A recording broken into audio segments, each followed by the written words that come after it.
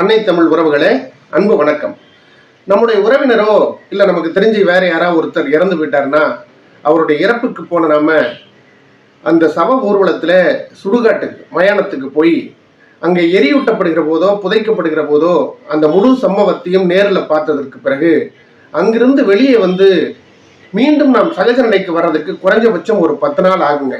ஏன்னா அங்கே நடந்த சம்பவங்கள் இந்த மனித வாழ்வினுடைய நிலையாமையை நமக்கு உறுத்திக்கிட்டே இருக்கும்.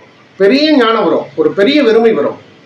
சிவவாக்கிய சித்தர் சொல்றாரு, மண்கலம் கவிழ்ந்த போது வைத்து வைத்தடுக்குவார், வெண்கலம் கவிழ்ந்த போது வேணுமென்று பேணுவார், நம் கலம் கவிழ்ந்த போது நாரும் என்று போடுவார், என் கலந்து நின்ற மாயம் என்ன மாயம் ஈசரே. மண்பானை உடைஞ்சு போச்சுன்னா அந்த உடைந்து போன ஒரு பகுதி நமக்கு தேவைப்படும்னு எடுத்து வைப்பாங்க.